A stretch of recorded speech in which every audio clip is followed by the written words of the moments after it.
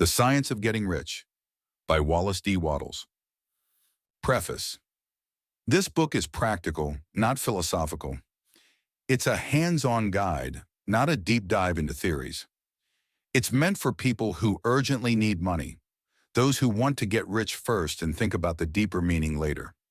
It's for those who haven't had the time, resources, or chance to study complex ideas, but who want results and are ready to trust scientific conclusions as a starting point for action, without needing to understand all the steps that led to those conclusions. The reader is expected to trust the basic statements, just like they would trust information about electrical laws if it came from someone like Marconi or Edison. By trusting these statements and acting on them confidently, anyone can become wealthy. This is because the science used here is precise, and failure is not an option. However, for those who want to explore philosophical ideas and find a logical reason to believe, I will mention some experts here. Entonces, the monistic theory of the universe, the idea that everything is one and one is everything, that one substance appears as the many different elements of the material world, comes from Hindu origins. Over the past 200 years, this idea has slowly become more accepted in Western thinking. It is the basis of all Eastern philosophies and also influences the philosophies of thinkers like Descartes, Spinoza, Leibniz, Schopenhauer, Hegel, and Emerson. If you're interested in exploring the philosophical foundations, it's recommended to read works by Hegel and Emerson. Additionally, you might find The Eternal News, a great pamphlet published by J.J. Brown at 300 Cathcart Road, Govan Hill, Glasgow, Scotland, to be helpful. You could also benefit from a series of articles written by the author, published in Nautilus, Holyoke, Mass., during the spring and summer of 1909, titled What is Truth? In writing this book, I've focused on making it clear and simple so everyone can understand. The plan of action in this book comes from philosophical ideas. It's been tested and proven to work in real life. If you're curious about how these ideas were developed, check out the works of the authors I mentioned earlier. But if you want to see the benefits of these philosophies in real life, read this book and follow its instructions exactly. Chapter 1. The Right to be Wealthy. No matter how much people praise poverty, the truth is that you can't live a truly complete or successful life unless you're rich. A person can't reach their full potential in talent or personal growth without having plenty of money. To grow as a person and develop talents, you need many things, and you can't get those things without money to buy them. People grow in their mind, spirit, and body by using things, and society is set up so that people need money to own things. Therefore, the foundation of all progress for people must be the knowledge of how to become wealthy. The goal of all life is growth, and everything that is alive has an undeniable right to reach its full potential for growth.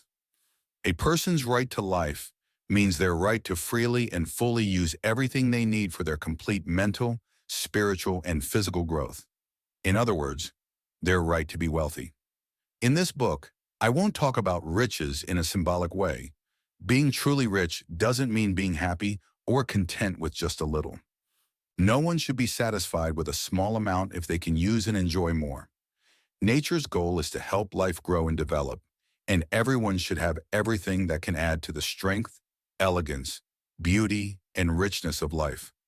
Being content with less is wrong. A person who has everything they need to live their best life is considered rich, and no one without enough money can have everything they want. Life has become so advanced and complicated that even the average person needs a lot of money to live a life that feels complete. Everyone naturally wants to become the best version of themselves. This desire to fulfill our potential is a part of human nature, and we can't help but want to be all we can be. Success in life means becoming who you want to be, and you can only achieve this by using resources, which you can freely access only if you are wealthy enough to afford them. Therefore, understanding how to become rich is the most important knowledge to have. There's nothing wrong with wanting to be rich. Wanting wealth is really about wanting a richer, fuller, and more abundant life. And that desire is something to be admired. A person who doesn't want to live more fully is unusual, and so is someone who doesn't want enough money to buy what they want. There are 3 reasons why we live: for the body, the mind, and the soul. None of these is better or more sacred than the others. All are equally important, and none of them, body, mind, or soul, can thrive if any of the others is not fully expressed. It isn't right or noble to live only for the soul while ignoring the mind or body, and it's wrong to focus only on the intellect while neglecting the body and soul. We all know the unpleasant results of focusing only on physical needs and ignoring the mind and soul. Real life is about fully expressing everything a person can through their body, mind, and soul. No matter what someone says, they can't be truly happy or satisfied unless their body is fully active in every way. And the same goes for their mind and soul. Whenever there's potential that's not expressed or a function that's not fulfilled, there's an unsatisfied desire. Desire is the potential looking to be expressed or a function wanting to be performed. A person cannot live well physically without good food, comfortable clothing, and a warm place to live. They also need freedom from too much hard work. Rest and relaxation are important for their physical well-being too. He can't fully live in his mind without books and time to study them, without chances to travel and observe, or without having intellectual friends. To live fully in mind, a person needs intellectual activities and should surround themselves with art and beauty that they can enjoy and appreciate.